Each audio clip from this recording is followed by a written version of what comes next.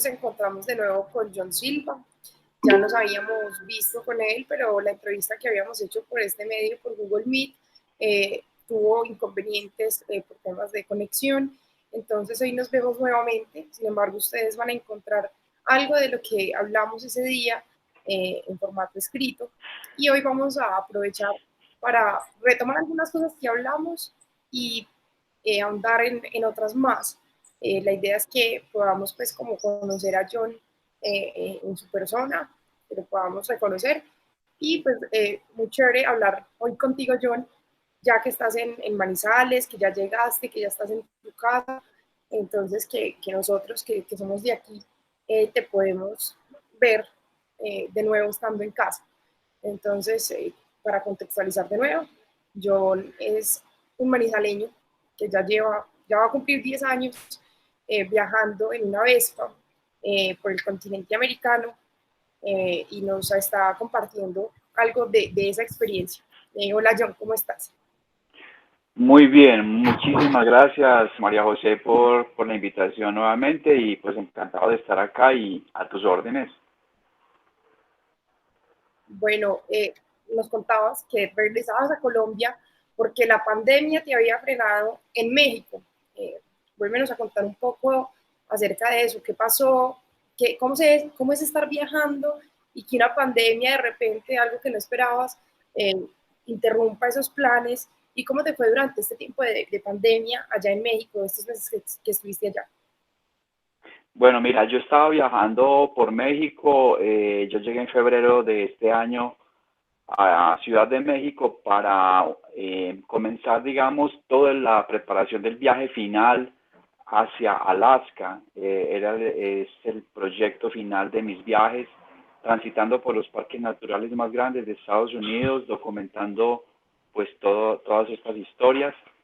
Pero de repente se atravesó esta pandemia y pues me pasó como yo creo que a miles de viajeros que estaban en muchos lugares del mundo que quedamos atrapados en los lugares. Yo fui uno de esos, me quedé en México esperando eh, al inicio de la pandemia que la situación bajara, pero ya con el tiempo se fue complicando demasiado y ya fue imposible salir de Ciudad de México, así que me quedé literalmente encerrado allá durante 5 meses. A los 5 meses tenía que sacar la moto. Hay unas cuestiones logísticas que es muy bueno que comprendan. Cuando estás viajando en un vehículo que tiene una matrícula extranjera, pues hay que cumplir unos protocolos, unos requisitos de aduana, y la moto en la que yo viajo se le vencía su tiempo de estadía al interior del país y me tocó sacarla a un puesto, a un punto fronterizo que es con Belice, México-Belice. No crucé a Belice, sino que llegué al puesto fronterizo y en ese lugar hice la salida de la moto. Eso fue un viaje que me llevó a recorrer más de 1.500 kilómetros desde Ciudad de México hasta Quintana Roo, que es el estado en el cual está ubicada la ciudad de Chetumal, y ahí pues hice la diligencia. Luego conseguí un vuelo desde Cancún a Medellín y empezaron una cantidad de situaciones pues por todo este tema de la pandemia, y es porque las aeronáuticas todavía no se ponían de acuerdo como con el tema de las fechas de apertura entre las aerolíneas también, y bueno, me aplazaron, me cancelaron el viaje, fue muy complicado, así que me tocó aguantar demasiado en Cancún. Algunos pensarían que pues que estaba divirtiéndome mucho en Cancún, me envidiaban, pero la verdad que para nada, no pude ni siquiera conocer una de las playas de Cancún porque estaban cerradas, o cuando las abrieron estaban atiborradas de gente. Podrás entender lo que sucedió o lo que sucedía cuando daban apertura a una de las playas. Y bueno, entonces me quedé ahí. Luego no pude salir por la cuestión de la prueba PCR que me salió positiva en un primer momento. algo pues inexplicable para mí porque pues siempre me estuve cuidando demasiado, yo no estuve en contacto prácticamente con mucha gente, así que me pareció que era como más bien un falso positivo. Bueno, sin embargo me quedé 20 días más en Cancún, aplacé el vuelo nuevamente y el 21 de octubre pasado pude salir finalmente a Colombia, un vuelo que tomé en Cancún, hice una parada en Ciudad de México y luego viajamos a Medellín. Antes de eso y en el tránsito de de todos esos días, pues me tocó un huracán, el huracán que pasó y que pegó muy fuerte allá en Cancún, y bueno, una experiencia más para la vida que sin duda la voy a recordar siempre. Entonces, pues eso ha sido como todo ese periplo y bueno, aparte de eso, pues te imaginas todo lo que significa estar en otro país que no es el tuyo durante tanto tiempo, confinado. Bueno, es una situación muy diferente.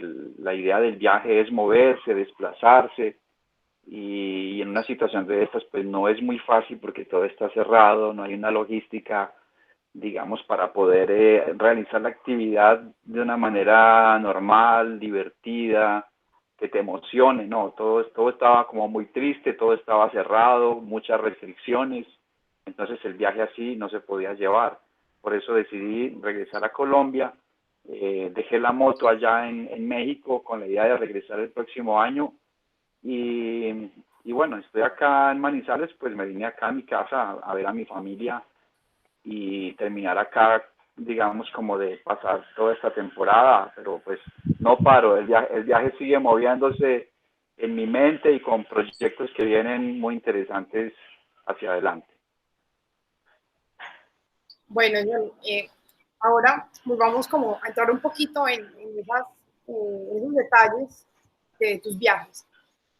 ¿No se te ha ocurrido viajar en tu Vespa en tu país, ya que estás aquí? Pues sé que está en México, pero ¿no has tenido como entre tus planes esa idea de recorrer Colombia en una moto? Pues sí, me gustaría hacerlo. Esa es una de las ideas que pensé justo cuando pues tuve que dejar la moto allá en México. Dije, bueno, voy a irme a Colombia y me voy a quedar allá sin una, digamos, un medio para poderme mover. Pero bueno, tendría que mirarlo cómo lo puedo hacer logísticamente acá. Sería muy interesante, ¿no? Poder recorrer el país y poder constatar, digamos, en los distintos lugares que tiene nuestra región y nuestro país, cómo se está viviendo esta situación. Está muy buena la idea. Bueno, John, la otra vez hablábamos por qué una Vespa, hablábamos por qué Matilda, pero no te pregunté por qué una moto y no un carro. Bueno, partamos de la base que yo no sé conducir carro, no sé conducir. Siempre he tenido la idea de moverme en moto porque es un vehículo mucho más práctico, no ocupa mucho espacio, no contamina tanto y es muy práctico realmente viajar en una moto. Y porque yo tengo esto de familia, o sea, mi padre tuvo una Lambretta en los años 60, una Lambretta ensamblada en Medellín, bajo licencia de la fábrica en Italia, y en esa Lambretta pues yo recorría con mi papá y con mi familia, con mi mamá, íbamos a pasear, y entonces pues eso se me quedó a mí, o sea, eso es algo como que llevo como en mi ADN. Entonces, cuando tuve la oportunidad de comprarme un vehículo para moverme a la universidad en el último semestre de universidad, pues decidí que era una moto y no quería cualquier moto, quería una moto parecida a la que tenía mi papá y entonces encontré la Vespa, pues porque es una moto icónica, es una moto con todo el estilo retro que me encanta, es una moto que tiene historia, o sea, no es lo mismo subirse a una moto de cualquier otra marca que subirse a una Vespa que es un emblema de Italia, una moto creada después de la posguerra ayudar a mover a Italia, que había quedado pues muy empobrecido y destruido. Así que me parecía muy interesante desde todo punto de vista, el diseño de la máquina, el estilo. Bueno, yo sé que a muchas personas no les gustaba ese estilo. Yo tengo muchas anécdotas de amigos que se burlaban muchísimo de mi moto, decían que parecía un sanitario ambulante. Eh, bueno, yo los escuchaba y me reía, ¿no? Después, cuando regresé de mi primer viaje por Sudamérica, que había recorrido 35.000 kilómetros, 11 países y 20 meses, les preguntaba, bueno, ¿y ustedes en el sanitario de sus casas a dónde han ido? Bueno, ahí me sacaba la espinita, ¿no?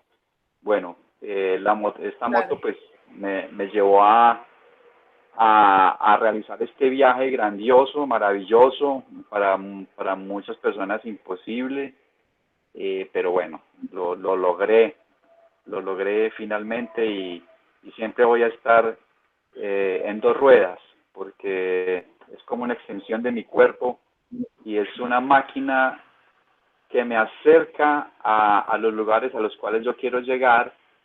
No quiero subirme a una moto para que me lleve hasta ahí, sino quiero que me acerque a esos lugares y luego pues a mí me encanta echarme un morral al hombro, una mochila y a la espalda y salir a explorar, que es lo que más me encanta. Entonces, digamos que la moto es una herramienta de mis viajes, es una parte. Nos hablas de tu papá, la relación con el Lambreta. ¿Qué significaba para ti tu papá?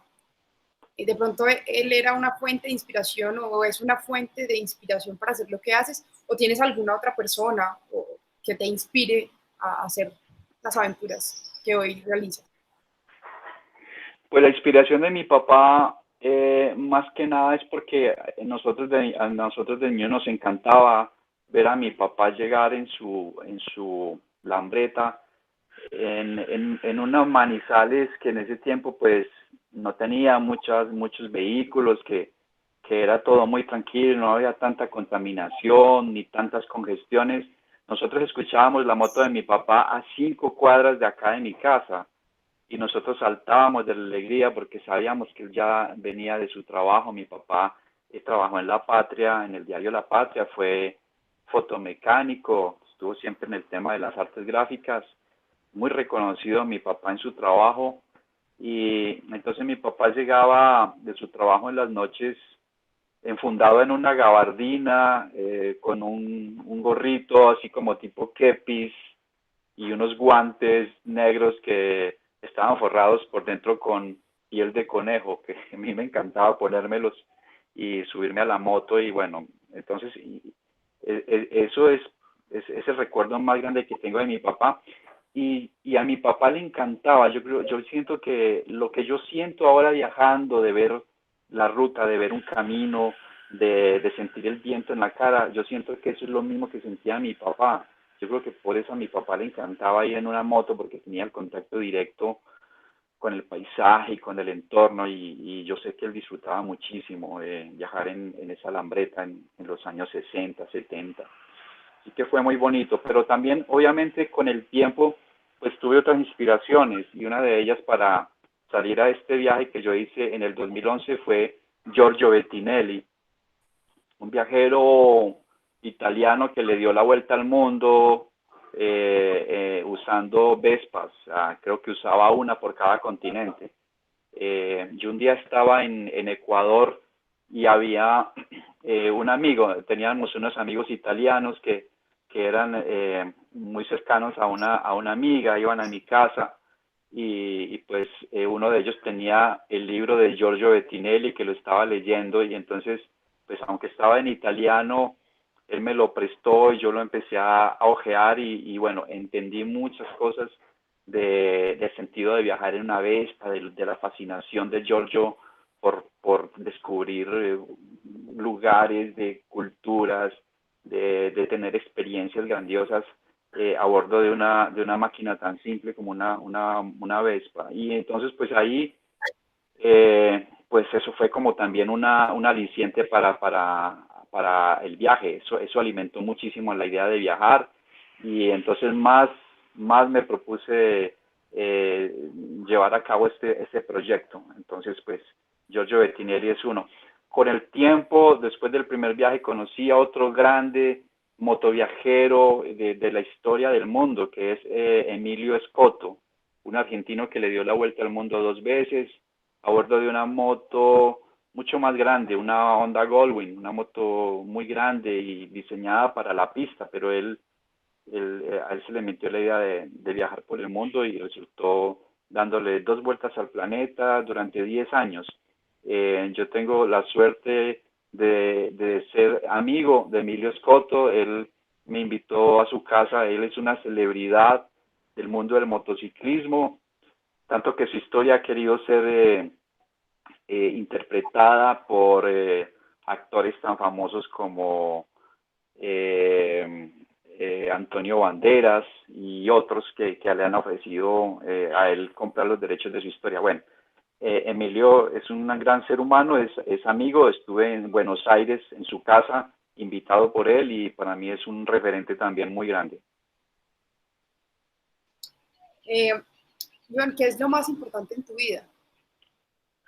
O las cosas más importantes de tu vida o personas. La felicidad, ser feliz. Eh, yo, yo descubrí que viajando fui mucho más feliz. No es porque lo que había hecho antes en mi vida, en mi trabajo como fotoperiodista, como reportero, no me haya dado felicidad. Me dio mucha felicidad, muchas satisfacciones. Mi experiencia, digamos, profesional, pero no era lo que me llenaba realmente. Cuando volvió el sueño del niño, ese sueño de viajar al fin del mundo que muchos años después eh, se volvió esa, digamos, la razón más importante de mi vida en ese momento. Viajar, descubrir el fin del mundo y desconectarme obviamente de todo lo que había acá, de toda la vida, digamos, convencional puede llevar cualquier persona. Entonces me desconecté mucho de eso y me conecté más bien con el camino, con los lugares, con las historias, con la gente, con las fronteras, en fin. Entonces, digamos que eso es lo que me da felicidad y eso resume un poco la pregunta tuya. Para mí viajar es felicidad. Con lo que acabas de decir, la pregunta va a sonar como de sobra, pero de todas maneras tengo que hacerlo. ¿Llega algún momento en el que sientes arrepentimiento? No, no, ninguno.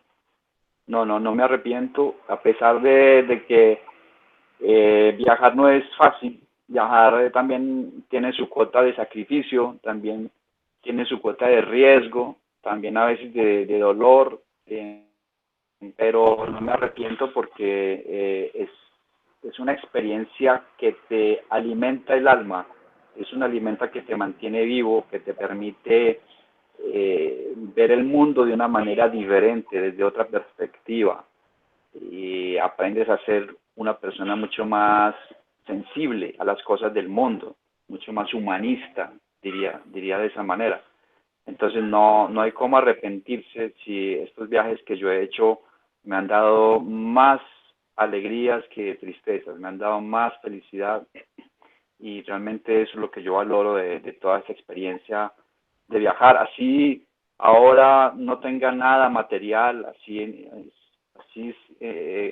este momento, por ejemplo, pues en el que estoy parado y frenado, pues lo que tengo son historias para contar, ese es mi patrimonio, digámoslo así, las historias y las experiencias que quiero compartir y que quiero escribir, eso para mí es lo que me llena, lo demás pues no me interesa. Y de pronto el hecho de viajar, de emprender esta aventura, ¿truncó algún otro plan que tuvieras? De pronto, no sé, de tener o pareja o familia, hijos. Eh, no era un plan como que yo tuviera en mi vida desde mucho tiempo antes, incluso del viaje, pues yo había decidido que quería tener mucha libertad, llevar a cabo mis proyectos de manera solitaria y lo de los hijos pues no era como una cuestión que me preocupara demasiado. Nunca fue como algo que yo pretendiera o porque me lo impusieran socialmente, como le sucede a muchas personas, ¿no? Que están presionadas socialmente para que se casen, para que tengan hijos. Yo siempre dije por qué, siempre me preguntaba por qué, siempre yo creo que lo que hay que preguntarse eh, antes de meterse, digamos, en una situación de estas. Y, y nada, pues en el camino, un lema de mi proyecto es el camino es el mensaje y pues hay muchos mensajes en el camino, no quiere decir que estoy tan solo en el camino, encuentro personas, encuentro gente interesante, comparto, convivo con muchas personas que de las cuales aprendo, de las cuales también me dan afecto y bueno, pues yo pienso que es una manera muy libre de llevar la vida sin necesidad de atarse a alguien y de quedarse en un solo lugar. Y entonces un poco por ahí es como la idea que tengo. Eh, en- Cuando piensas en el futuro, eh, ¿hasta cuándo quieres estar viajando o no tiene límite el plan de viajar? Pues mira que cuando estuve en México conocí a un amigo es un viajero mexicano, muy reconocido, muy humanista. Eh, Él es Balam Ibarra y él me dijo una frase que él había escuchado de otra persona. Voy a viajar hasta que la maleta de las medicinas pese más que la maleta de las herramientas. Y bueno, es muy cierto. Yo deseo viajar hasta donde me dé el tiempo, la fuerza, digamos, la mente, hasta donde pueda, hasta donde más pueda viajar, pues yo quiero hacerlo. Seguramente no va a llegar a ese extremo, pues de llegar casi que arrastrándome eh, enfermo, ¿cierto? Yendo como en contravía de lo que la vida me está presentando en ese momento, pero siento que todavía tengo mucha piola para soltar, para volar, ¿cierto? Para soltarle a la cometa. Así que hay mucha piola todavía y por el momento no he pensado parar. O sea, yo siento que tengo que acabar este proyecto del continente. Voy a parar un tiempo para recapitular, para un poco digerir todo lo que hice, escribir el libro y todo esto, y después seguramente vienen otros lugares, otros destinos. Yo creo que el mundo todavía da para mucho. Bueno, la vez pasada que hablamos, nos contaste una anécdota de algo que te ocurrió en un parque natural en Chile, sino que no la quise poner como en formato escrito, porque creo que es mejor escucharla viniendo de ti. Entonces, ¿quisieras contarnos otra vez esa historia? Sí, claro, mira, el viaje por la Patagonia fue de todos los tramos de los viajes que yo he hecho, el más fascinante, el más extraordinario, el que exigió mucho más de mí, una aventura total. Atravesar la Patagonia Argentina es una cosa que exige muchísimo. Bueno, que también te conmueve demasiado. A mí me conmovió muchísimo la Patagonia, viajar desde el norte de Argentina, atravesar los glaciares como el Perito Moreno, contemplar esos picos al sur, los últimos picos de los Andes nuestros que mueren al sur, el Fitzroy y todas estas montañas bellísimas que se comparten con Chile. Y finalmente llegué a Torres del Paine, que es como, para mí es como el último cordón de montañas que hay al sur, de picos. Y a ese lugar llegué una tarde, había llovido crucé la frontera de Chile y llegué al parque, a ese parque natural. Compré, bueno, pagué el ingreso porque hay que pagar un ingreso. Yo estaba tan emocionado, pero también tan cansado ese día porque venía rodando, digamos, con un ritmo muy intenso y con muchos bueno, con viento en contra y con muchas situaciones climáticas. Quería llegar al sitio del camping, pero agarré un camino y ese camino, después de 10 kilómetros, pues no era el camino, no encontré el sitio del camping. Empezó a bajar la noche, empezó a llegar el frío, ráfagas de viento muy fuertes, también lluvia fuerte que venía y ya era muy peligroso regresarme. Se oscureció, yo quedé atrapado en la carretera que empezó a volverse fangosa por el agua. Así que rápidamente dije, me voy a buscar un lugar para acampar. Bueno, yo toda mi vida fui scout y tuve la experiencia de hacer campamentos de supervivencia y no me daba miedo enfrentarme a la oscuridad. Así que como pude, encontré un lugar refugiado y ahí luchando contra el viento, la lluvia que armaban y me desarmaban lo que yo armaba de mi carpa, pues logré finalmente eh, establecerme dentro de la carpa. Recuerdo que el frío era tan intenso que me tocó encender la hornilla portátil que yo siempre tengo para cocinar, poner una pipeta de gas, prácticamente gastármela durante toda la noche para darme calor dentro de la carpa porque el frío era muy intenso. Pero en un momento de estos, cuando estaba yo ya instalado, me pongo a leer el folleto que me habían dado al ingreso al Parque Natural, que es el más grande de Chile, y decía lo siguiente: en la zona habitan familias de pumas que salen a cazar especialmente en la noche. Entonces, imagínate, yo me quedé helado, me quedé como pensando, Dios, o sea, como si fuera poco todo lo que me ha pasado, pues ahora van a venir los pumas a devorarme. No era para menos, o sea, yo no subestimo absolutamente nada. Yo estoy en un territorio salvaje, en un territorio natural donde hay animales salvajes y cualquier cosa podía suceder. Entonces esa noche no dormí, literalmente me la pasé en vela, dormía a raticos, me despertaban las ráfagas de viento que querían como llevarse la carpa conmigo adentro y con todo. Una cosa impresionante. Pues llegó el amanecer, vi que empezó a clarear y entonces me animé a abrir la carpa, el cierre de la carpa, y cuando abrí esa cremallera, lo que había enfrente de mí, pues no eran los pumas, era Torres del Paine, que estaba enfrente de mí. Y eso para mí fue tan conmovedor que lloré y dije, Dios mío, qué bendición de la vida poder estar en este lugar. Realmente me siento afortunado de poder contemplar este lugar tan maravilloso de nuestro planeta, de la creación.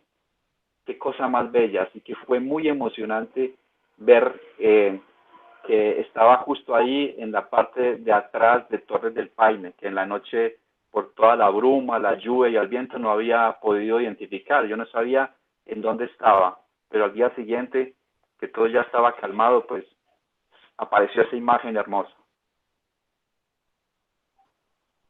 Eh, de pronto no hay una historia, ya que empezamos a hablar de historias, en la que se te haya acabado el dinero, que no hayas quedado con un solo peso en el bolsillo y te hayas encartado por eso. No, mira, por suerte nunca se me ha acabado el dinero. Tengo esa suerte que de pronto le habrá pasado a muchos viajeros, ¿no? Que se quedan sin dinero o que sus tarjetas no funcionan.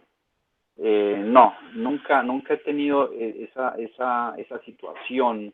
Nunca he tenido que pedirle a alguien que me regale, no sé, para comer o para la gasolina. Siempre en mi viaje lo he logrado sustentar con los souvenirs que yo tengo para que la gente apoye mi proyecto. Pero eso ocurre después de que tú das algo, ¿sí? Yo no le digo a la gente, mira, es que yo vendo souvenirs, sino más bien vendo historias. Entonces yo te vendo mi historia dicha de una buena manera, te la comparto y ya tú miras si me puedes aportar algo para poder que esa historia siga viajando, ¿cierto? Que sigan sumando más y más kilómetros. Yo viajo con el impulso de las historias que yo he podido compartir y con el apoyo de la gente que se ha inspirado en esas historias. John, ¿qué te parece? Yo voy a compartir las fotos que tú nos compartiste. ¿Qué te parece si las vamos pasando y tú nos vas como haciendo una pequeña historia de lo que significa cada una de esas fotos? Dale, me parece bien. Listo, entonces vamos a hacerlo acá. Bueno, empecemos por esta. Esa Esta sería fotografía la es, primera. sí, esa imagen es una de las más bellas que yo tengo y es el monte Fitzroy que queda entre Chile y Argentina. Ahí estoy del lado argentino, regresando aquella mañana muy fría por demás de un pueblito que se llama el Chaltén, que es catalogado el Centro Mundial de Trekking. Viene mucha gente de todo el mundo a ese lugar a escalar, a hacer trekking o senderismo. Y esa imagen me hizo llorar porque cuando yo salí del Chaltén, yo venía dejando atrás esas imágenes que estás viendo ahí, las iba viendo por el retrovisor de mi moto y yo en algún momento dije, voy a parar porque esta imagen, ¿cuándo la voy a volver a ver en mi vida? ¿Cuándo mis ojos van a volver a contemplar este lugar tan maravilloso? Así que paré, orillé la moto, la estacioné en ese lugar en donde está y, hice varias fotografías y bueno, esta es una de esas series muy conmovedora. Se llama el Fitzroy. Bueno, ahora esta. Ese es un tríptico, me gustan los trípticos y se puede titular La máquina, el hombre y el árbol. Bueno, esto fue en Brasil, iba hacia Curitiba, una mañana muy bella, el cielo era espectacularmente azul, completamente despejado, sin una sola nube.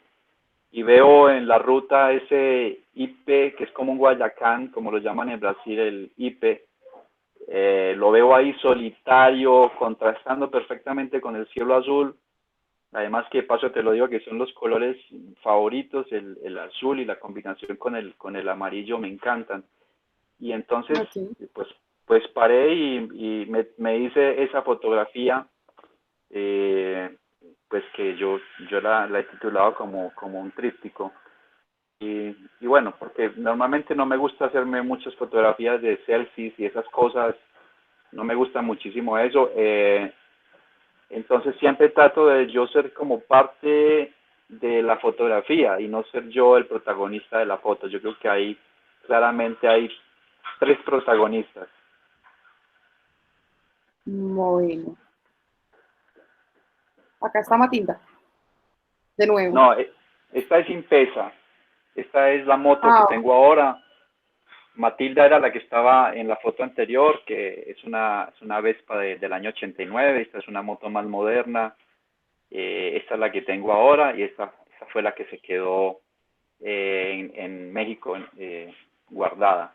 Esto fue una fotografía que tomé en, en una playa cerca de Veracruz, en México.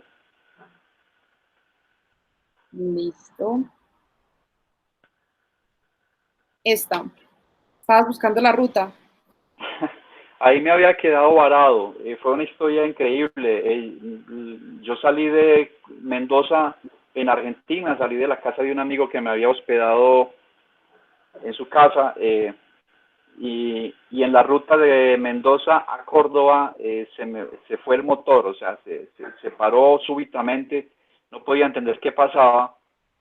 Estaba ubicándome ahí como en qué kilómetro estaba tratando de identificar en qué kilómetro estaba para poder guiar a la persona que fue o sea, a una grúa que tenía que ir a rescatarme, porque tenía un problema grave con mi moto. Resulta que en Chile yo le había permitido que le pusieran gasolina de avión a mi moto, y la gasolina de avión es una gasolina muy pura, y, y le pusieron como, yo creo que fue que se le fue la mano. Entonces eso dio al traste con el pistón de mi moto, lo dañó, y el pistón tenía un agujero como de 2 centímetros, y por ahí se estaba fugando toda la compresión de la moto.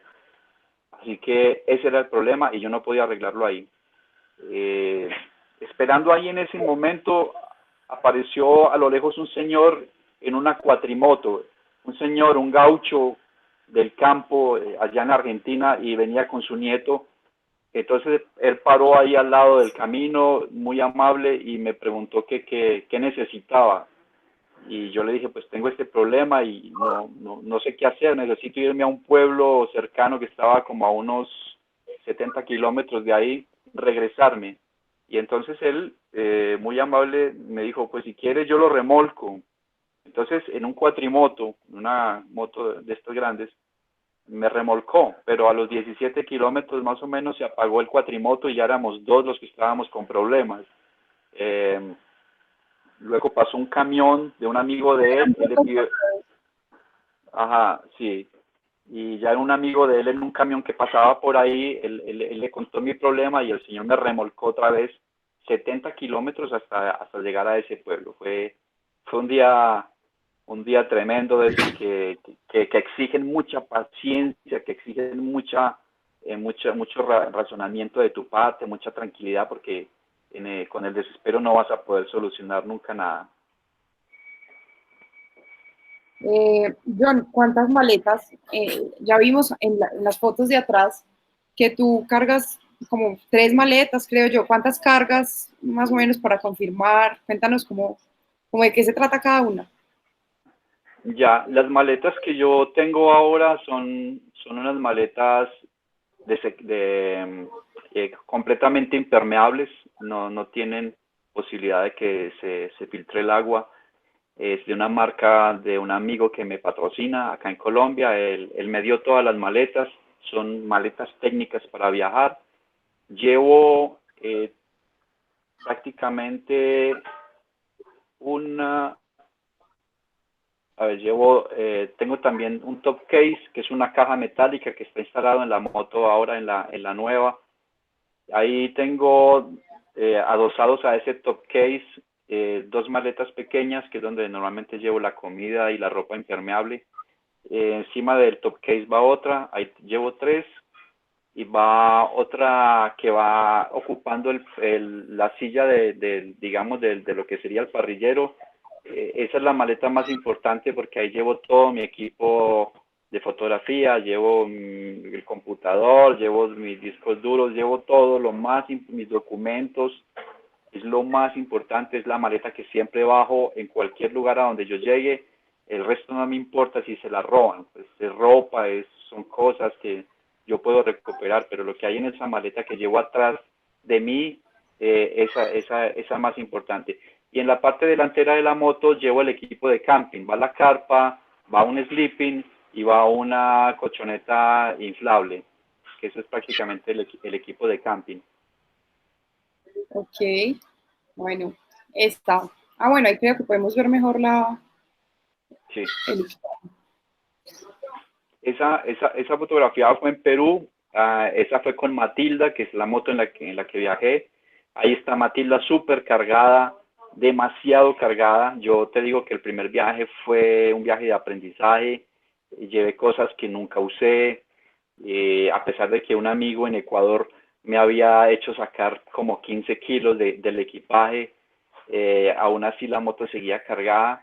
Entonces, bueno, era demasiado el peso de la moto. Ahí tenía unas maletas muy buenas también, especiales para viajar en moto, que me patrocinó una marca de Italia, Tucano Urbano de Italia, y bueno, fue una cosa muy bonita porque me las enviaron, las pedimos a través de un amigo que les habló de mi proyecto. y recuerdo que me las enviaron desde allá, una caja con todo el equipamiento, ropa térmica, maletas. Entonces la moto iba muy bien aperada ahí. Súper. Esta es como también ahí mismo, ¿no? Sí, es ahí mismo, es la misma secuencia. Eso fue en el desierto atravesando uno de los desiertos que hay en Perú, en la ruta que haces desde que ingresas a Perú hacia Lima. Son desiertos intensos, muy largos, muy solitarios y unas rectas impresionantes. Ok. Aquí, y para decir. Mira, eso fue una foto muy bonita que tomé en Putumayo, cuando salí al segundo viaje, al fin del mundo. Y lo que pasa es que cuando estaciono la moto en muchos lugares para poner gasolina o para comprar algo, pues a los niños les parece muy simpática y estaban estos niños ahí, les pareció muy simpática la moto, me preguntaban cosas y bueno, pues yo les dije, bueno, hagámonos una foto y se pusieron muy felices. Ok. Está Eh, Esta con es los una scouts. fotografía, sí, esas son las únicas selfies que hago porque me gusta hacerla al final de una de mis conferencias. Los scouts pues son la comunidad más grande que me sigue. Te cuento que la mayor cantidad de gente que me sigue en mi viaje es de Indonesia. Hay 20 millones de scouts en Indonesia y en el mundo somos 54 millones de scouts. Entonces, la comunidad de scouts es la comunidad natural de mi viaje, es a ellos a quienes estoy siempre pues compartiendo, o con quienes estoy siempre compartiendo mi experiencia. Ellos me dan un soporte logístico muy grande, me apoyan demasiado con lugares para dormir, me invitan a los jamborees que hacen, me invitan a sus campamentos, me invitan a sus sedes que tienen en casi todos los países que he visitado. Entonces yo siempre estoy muy feliz de poder compartir con los scouts, porque ellos saben que yo soy un scout y para ellos es muy grande que puedan sentir que un scout está haciendo una aventura real por el mundo de la manera y del estilo de mi proyecto. Entonces son siempre muy felices de recibirme. Tengo invitaciones de muchos lugares de todo el continente para ir a compartir la experiencia, pero bueno, a veces no puedo ir a todos. La pañoleta que tú tienes, ¿qué significa? El color morado. Esa pañoleta que tengo ahí me la entregaron en Estados Unidos el año pasado en el Jamboree Mundial. Los Scouts manejamos proyectos a nivel global que tienen que ver con los objetivos de desarrollo sostenible. Son proyectos que buscan mejorar las condiciones de las comunidades, las condiciones del planeta y también proyectos que promuevan la paz y el buen entendimiento entre la humanidad. Los Scouts somos muy abocados a todo este tipo de actividades. Entonces, en Estados Unidos, cuando estuve ahí en el Jamboree Scout Mundial, en el que hubo 50.000 scouts de todo el mundo, ahí me entregaron ese reconocimiento, o sea, me dieron el reconocimiento como embajador de los Objetivos de Desarrollo Sostenible. Y eso es lo que significa esa pañoleta que tengo ahí. El año pasado, en diciembre, me entregaron en diciembre, el 6 de diciembre del año pasado, me entregaron aquí en Colombia la pañoleta como mensajero de paz. Es decir, que la Asociación Scout de Colombia reconoce mi proyecto como un proyecto que promueve la paz y la fraternidad. Entonces también tengo el honor de portar esa pañoleta y soy un embajador de Mensajeros de la Paz. Genial, John. Genial porque creo yo que te hace muy feliz el hecho de poder acompasar tu aventura, tu viaje con este proyecto que ha sido como un proyecto de vida, que es el hecho de pertenecer a los Scouts. Sí, sí, sí, es maravilloso y realmente me hace muy feliz poder compaginar esas tres cosas, el amor y la pasión por la fotografía, la pasión por las scooters italianas y mi modo y mi estilo de vida como scout, pues yo creo que es como la felicidad completa. Ok. Aquí estás como para revista.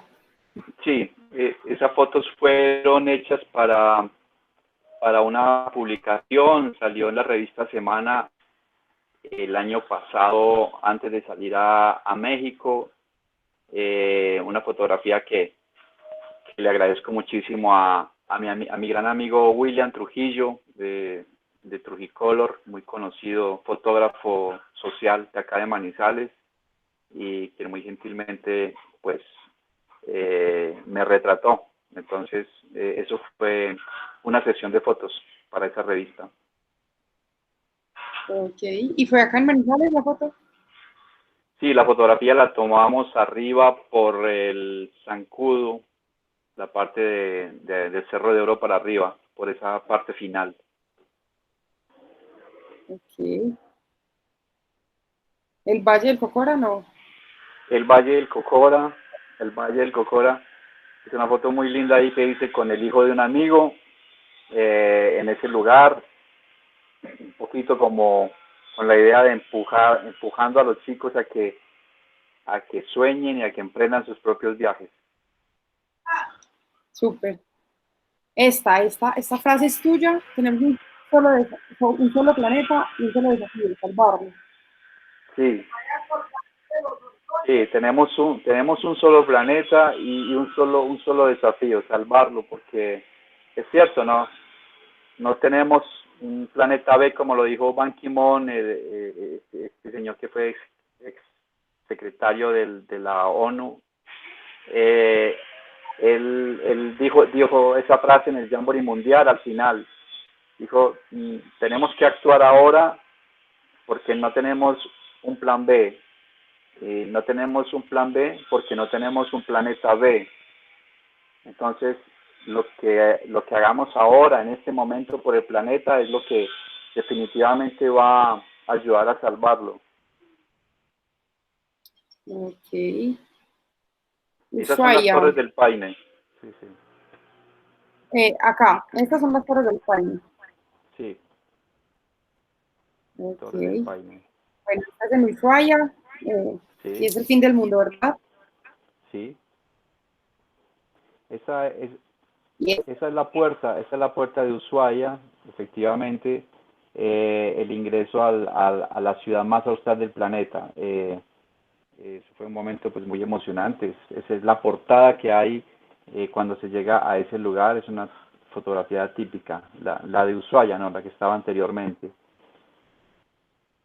Estas, ya. eh, esta foto que estamos proyectando ahí, esa es Ushuaia, ¿no? Y esta que estás proyectando es en un salar al norte de Argentina. Creo que se llama el Salar de San José. Es un salar que yo creo que viene a ser como parte de todo ese complejo de salares que hay en toda esa zona y que termina obviamente con el Salar de Uyuni en Bolivia, que es el más grande del mundo. Ok. Bueno, sigue esta. Mira, esa fotografía es en un lugar muy bello que se llama, eh, bueno, esto es una zona en el norte de Argentina viajando por Salta, se llama la Quebrada de las Conchas.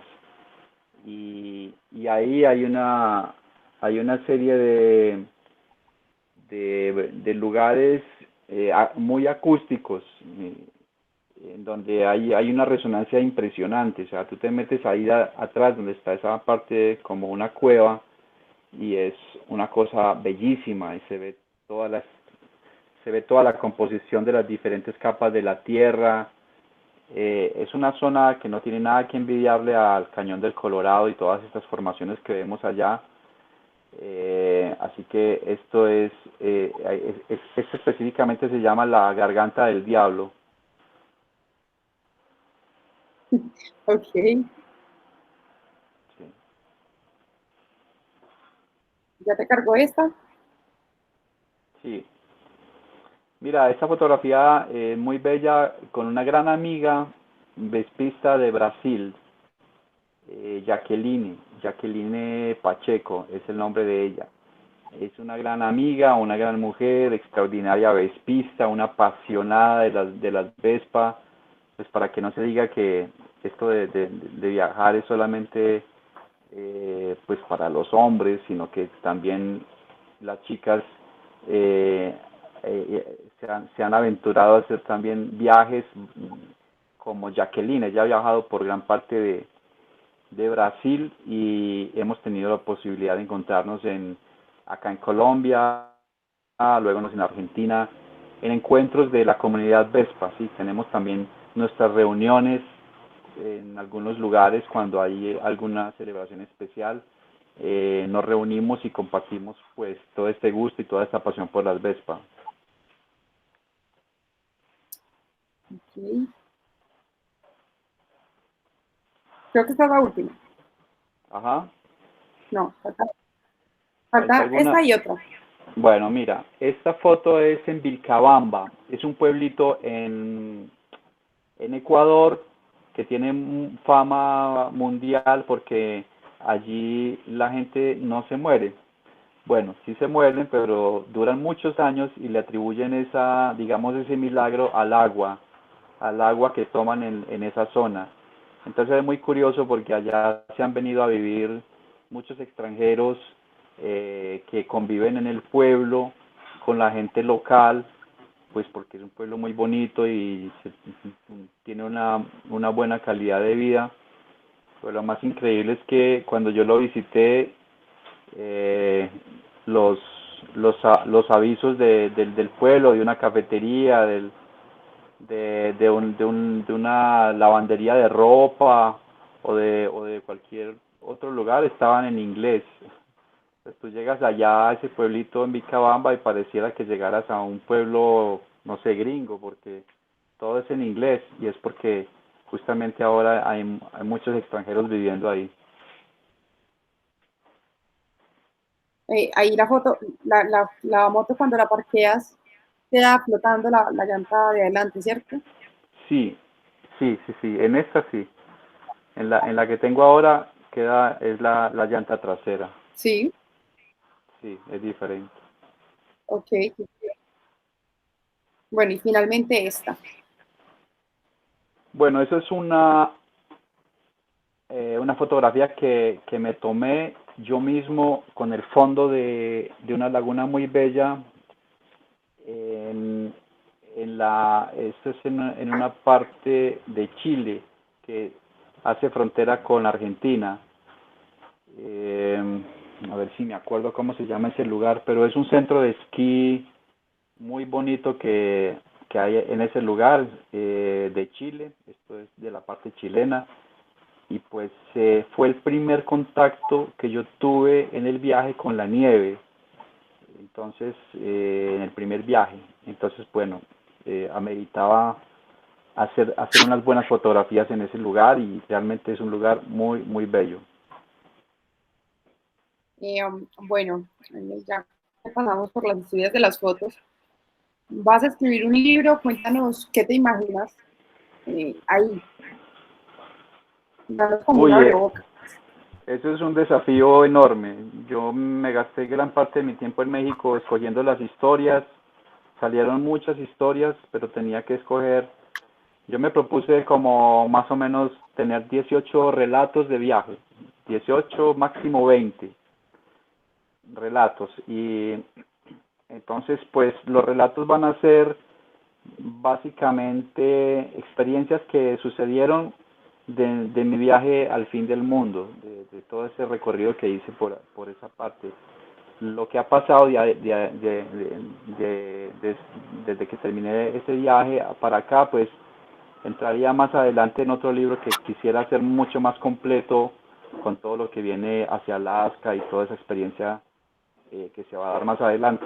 Entonces son relatos del viaje que tienen pues bonitas historias, reflexiones, que tienen también descripciones de los lugares, anécdotas, con las que yo busco pues inspirar un poco a la gente, ¿no? Que se inspiren, que en cada uno de los relatos encuentren algo que los inspire, que los ayude a reflexionar acerca de cualquier situación de la vida. Esa es simplemente mi pretensión. Es un libro que va a salir en un formato, yo creo que tú conoces las libretitas de los periodistas, las famosas libretas de periodistas de ese tamaño, creo que es de 14 por 12 o de 14 por 9, perdón. De ese tamaño va a ser el libro, o sea, va a ser un libro como el tamaño de un celular, que estoy viendo acá mi celular y me lo imagino así. Va a ser un libro y gruesito, ¿no? Con la idea de que la gente lo pueda transportar, lo pueda regalar, que no cueste mucho. Quiero ahorrar también papel y bueno, también obviamente voy a tener que hacer una versión digital. No sé cómo se hace eso, pero bueno, ya lo averiguaremos cómo se hace, pero primero va a salir una versión física del libro y es como el sueño grande que tengo de mi estadía acá en Colombia, de poder sacar a la luz mi primer libro, el primer libro de mi vida, el primer libro escrito de mi viaje, y entonces pues a eso le tengo que dedicar mucho. Y vamos a ver fotos en el libro, ¿verdad? Me imagino. En el libro, vamos a mirar cómo resuelvo eso, porque como es un libro que va a blanco y negro, no sé, de pronto puede haber alguna pequeña sección de fotografías. Voy a mirar cómo logro incorporarlo. Pero el otro proyecto que tengo es el del fotolibro como tal, ¿no? Entonces, eso pues es otra cosa. El fotolibro ya es un libro que demanda mucha más inversión, pero eso lo voy a hacer más adelante. La última vez que hablamos, justo cuando se dañó la conexión, te iba a preguntar algo y luego hablamos por fuera de la grabación y era si habías visto la película Into the Wild, Sí, si habías identificado con ella. Into the Wild. Into the Wild. Mira, esa película la vi, perdón que moví un poquito porque se me estaba agotando acá la batería. Bueno, pero ya la conecté, así que tranquilo. Mira, ese libro y la historia del libro, de la película, la vi por primera vez en Mendoza, en Argentina, cuando hice mi primer viaje. Fue un amigo argentino que también es viajero, me dijo, camina que te quiero hacer un regalo, y el regalo fue sentarme a ver esa película. Y realmente fue, bueno, sentí con la película mucha conexión, aunque las razones por las cuales viajó Alexander Supertramp, ¿cierto? Eh, Eran muy diferentes a las mías, ¿no? Él viajaba porque simplemente estaba en un conflicto muy grande con su familia, con el sistema, no se hallaba, y tenía un conflicto mucho más grande. Y pues por esa razón él decide viajar y decide explorar, ir buscando Alaska también, ¿no? Eh, es muy inspiradora y bueno, saqué muchas, digamos, lecciones de esa historia. Obviamente es de mucha sensibilidad y el final es inesperado, ¿no? El final es como inesperado, o sea, que este muchacho, pues tristemente haya encontrado la muerte de esa manera, pues deja muchísimas cosas que pensar. Pues esa no es la idea digamos, en lo personal, la idea mía no es esa, ¿cierto? La idea mía es obviamente seguir y regresar para contar la historia. Tampoco pienso que podemos llevar este modo de vida de ser nómada al extremo, sí, porque de una u otra forma pertenecemos a una sociedad, dependemos de muchas cosas de esa sociedad, y en algún momento vamos a tener que regresar y nos toca insertarnos en el sistema o saber insertarnos nuevamente en el sistema para poder sobrevivir dentro de esta sociedad estructurada que tenemos. Y luego pues ya uno vuelve a su mundo, sí, pero No es como la idea en lo personal de volverme un nómada completo y ermitaño y aislarme de todo, ¿no? A mí me encanta llegar a muchos lugares y compartir con la gente que vive en una ciudad y me gusta visitar los cafés, me gusta saludar a la gente e interactuar con la gente y más que nada compartirles la experiencia del viaje para que en algún momento se animen a emprender un viaje como estos que yo he podido realizar.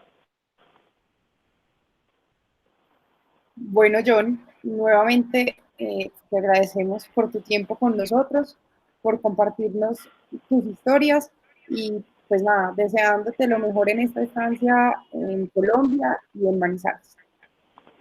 Muchísimas gracias María José, te deseo lo mejor, muy amable por tu invitación y pues estaré muy atento a la publicación y gracias por darme este espacio que es muy importante para que muchas personas se inspiren y sobre todo en este momento de la vida que estamos viviendo, por favor, en el primer momento que puedan, salgan al mundo, salgan a una montaña, salgan a un río, aprendan la belleza del planeta que tenemos, porque quizás mañana sea tarde. Muchas gracias, John. Un abrazo. Bueno, Chao.